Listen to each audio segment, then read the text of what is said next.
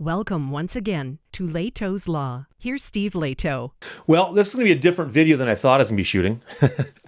But about an hour ago, my brand new Ford Explorer got rear-ended while I stopped at a stoplight. And I was planning on coming in here and shooting a video. Very, very exciting topic. And then I spent an hour by the side of the road talking to the person who rear-ended me and then talking to a nice Oakland County Sheriff's deputy about the incident. And then coming back and going and dealing with my insurance company and setting up the appointment tomorrow to drop off the vehicle and get her fixed. So that's another story altogether. And I'll do a more complete video about the claims process and the accident situation. I'm obviously physically okay. And in this day and age, that's something. So I was thinking about it. And I think about 15 or 20 years since the last time I filed an insurance claim. So, but yeah, stopped at a light, car in front of me, car in front of them, I believe, and a red light. And I saw in my rearview mirror a car coming way too fast. Bam! And so I knew there was going to be damage. Pulled over to the side of the road. She pulled over to the side of the road.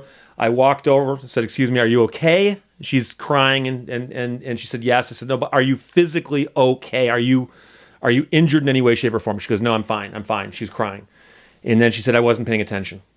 So I said, "Okay, well, I'm going to call and see if I can't get a police officer out here to write a report." So I called 911, spoke to a nice operator. They sent out a nice officer who took a report. And then I drove the car home. And my car is drivable. Her car wasn't, I don't think. But my car was drivable, but unfortunately it's suffered some body damage. But, you know, accidents happen. What can I tell you? When I was a younger man, I might have gotten more upset. But I look at these things now and say, you know something? I drove home from it. I'm physically okay. She's physically okay. And she was obviously upset. She said it was her first accident. She's 18 years old. And, you know, I had an accident or two when I was younger as well. And so the fact that she could walk away from it as well and her airbag didn't deploy, mine didn't deploy. Like I said, there's more important things in life to get upset about. But the thing I wanted to come in and talk to you about today, and I wanted to put more work into this, but I lost a bunch of time today, which I think is understandable. And I will do a follow-up on this down the road. But I mentioned a while back that I have this Civil War era cavalry saber that is in my possession. I've mentioned before that it's an 1865 cavalry saber of the sort that be carried during the Civil War.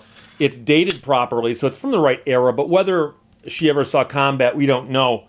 But this was a very, very common sword that they'd be carrying back at that time. And I got contacted by a very, very nice couple, Nancy and Dale, who live in Michigan. And they said, you know, we have a sword in our family that belonged to, I think it's a great uncle, who was in the U.S. Navy, a doctor in the U.S. Navy. His name is Franklin, make sure I get this correct, Franklin T. Bauer, and the T stood for Townsend, so Franklin Townsend Bauer, and he served as a medical officer, as a doctor, in the U.S. Navy during World War I, 1916, Dr. Bauer. And so Dr. Bauer, as an officer in the U.S. Navy, was given, along with everything else, an officer's dress sword that he would carry and wear with the rest of his dress uniform, probably in ceremonial situations and so on. And Nancy and Dale said, you know, this sword is in our family. It's Nancy's side of the family, I guess. And Nancy said, would you like to display that sword on your set? And I said, I would be honored to display that sword on my set. And she sent me photographs of it. Beautiful sword. And it's a slightly different kind of sword than the U.S. Cavalry saber. The U.S. Cavalry saber, this is not a dress saber. This is not something you'd bring to ceremony. This is something you'd carry into battle. This is a tool. This is an actual weapon. Like I said, I don't know if it ever actually got carried into battle. Probably not. But the point is that the dress sword that Officer Dr. Bauer had was a very, very ornate and a whole different thing. And I said, I'd be honored to have that on my set. And so they said, well, let's work it out. So I went into the office today and I met with Nancy and Dale, and they bestowed upon me this sword. Now, this, like I said, is a very different sword than the one that I have from the Civil War. And I'll tell you a little bit about it and a little bit about Dr. Bauer, who had this sword issued to him in 1916 when he served in the U.S. Navy as a doctor. But it's like I said, it's a very, very beautiful thing. And as I've mentioned before, I hate to say that anybody owns a sword. I mentioned that before, that the sword that I have custody of, it's in my care and possession, was made in 1865.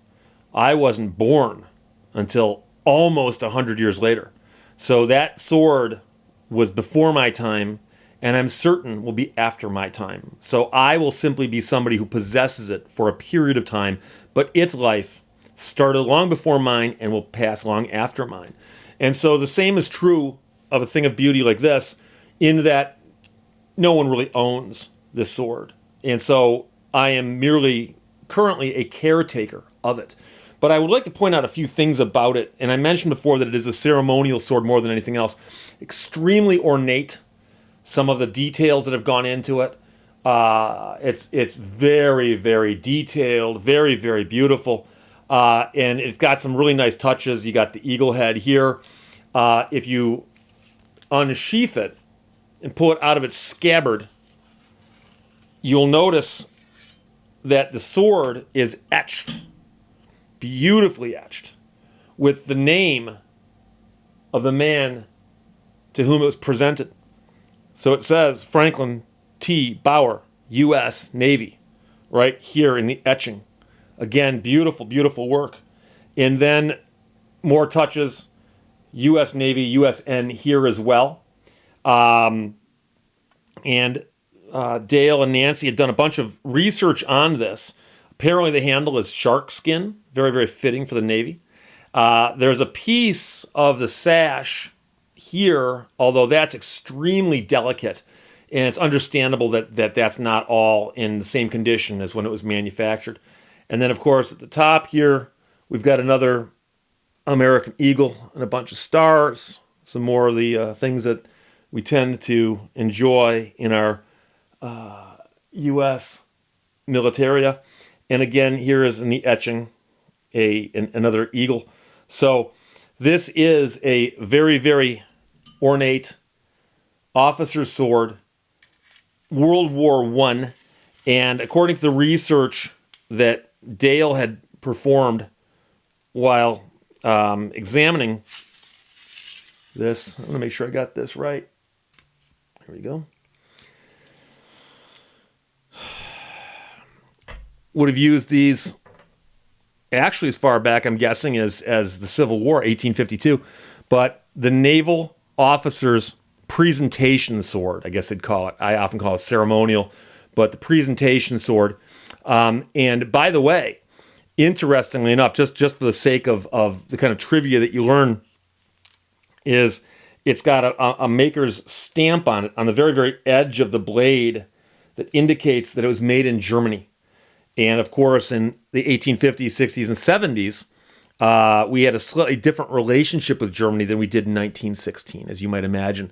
So the fact that the presentation sword was actually manufactured in Germany and then presented to an officer, unfortunately, at a time when we were at war with Germany. So there's some irony there. Dale and Nancy dug up the Register of the Commissioned and Warrant Officers of the United States Navy and Marine Corps, and from the government printing office in 1917, there's a list of all of the various officers. And just to note, the assistant secretary at the time to the Navy was the Honorable Franklin Delano Roosevelt. And many people know that FDR, earlier, before his presidential time, had spent some time working with the Navy. And that's how that went down. So Franklin Townsend Bauer was apparently joining the Navy in September of 1916, and he's listed here as being from Michigan, and he was born in Delaware. And I talked to Nancy quite a bit about Franklin, and he was, after the war, a doctor in the Detroit area. And apparently he made it till about 1963 and passed away at the age of 70 years old. And I'm always impressed, and it's always one of those things to think about. Somebody who was born in 1890s, he's born in 1893, and who lived until 1960s, obviously was born before airplanes flew, and lived long enough to see not a man walk on the moon in his case, but he certainly saw rockets and satellites being put into space. So, it's quite a long life he lived, and he practiced medicine and, distinguished himself in that respect. So, my hats off to Dr. Bauer for his military service and his service to the medical community as well. And I asked him, I said, specifically, do you know where he's buried? And he's buried at the Grand Lawn Cemetery, which is a Detroit area cemetery at Outer Drive and Telegraph. And there's several big cemeteries in the area. I've mentioned before Elmwood, where Douglas Houghton is buried, along with a lot of the Detroit dignitaries from early Detroit. And then there's a couple other cemeteries up on Woodward Avenue. But this one on Outer Drive and Telegraph is the Grand Lawn Cemetery. And the marker for him indicates Franklin Townsend Bauer, MD. So, he's a doctor. And so, like I said, I am extremely proud to have it in my collection of stuff. And I am a lover of history. And I think that history is something we should study and we should respect it.